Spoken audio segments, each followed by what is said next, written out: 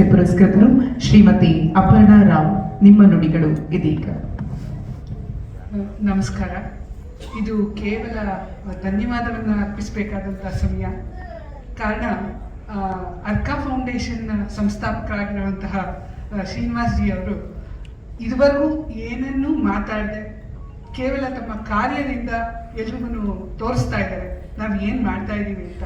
So ಅವರನ್ನು ನೋಡಾದ್ಮೇಲೆ ನಾವು ಹೆಚ್ಚು ಮಾತಾಡದೆ ಕಾರ್ಯದ ಕಡೆ ಮುಖ ಮಾಡಬೇಕಾಗಿರೋದನ್ನ ಅವರು ಸೂಚ್ಯವಾಗಿ ಹೇಳ್ತಾ ಇದ್ದಾರೆ ಅಂತ ಅಂದ್ಕೊಳ್ತೀನಿ.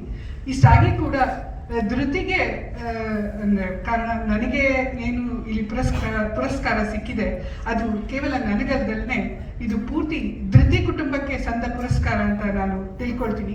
ಯಾಕಂದ್ರೆ ಧೃತಿ ಒಂದು ಎಮೋಷನ್, ಎಷ್ಟೋ ನೂರಾರು ಹೆಣ್ಮಕ್ಕಳ ಎಮೋಷನ್ಸ್ ಅದು. ಅವರ ಪ್ರತಿನಿಧಿಯಾಗಿ ನಾನು ಇಲ್ಲಿ ನಿಂತಿದ್ದೀನಿ ಅಷ್ಟೇ.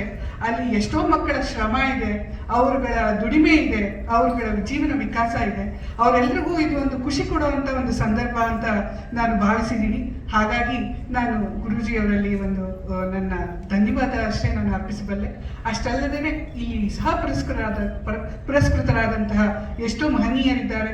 ಅವರೆಲ್ಲರ ಮುಂದೆ ನಾವಿನ್ನೂ ಚಿಕ್ಕವರು, ಇನ್ನು ಮುಂದೆ ಕೆಲಸದ ದೃಷ್ಟಿಯಿಂದ ಇರ್ತಾ ಇದ್ದೀನಿ.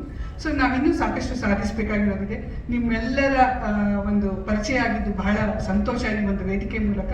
ಸೊ ಮುಂದೆ ಇಂಥ ಕಾರ್ಯಕ್ರಮಗಳಲ್ಲಿ ಸಾಕಷ್ಟು ನಾವು ಕೂಡ ಭಾಗಿಯಾಗಿ ಸಾಧ್ಯವಾದನ್ನ ಸಾಧಿಸೋದಕ್ಕೆ ಪ್ರಯತ್ನ ಪಡ್ತೀವಿ ಅಂತ ಹೇಳ್ತಾ ಧನ್ಯವಾದವನ್ನು ಅರ್ಪಿಸ್ತಾ ಇದ್ದೀನಿ.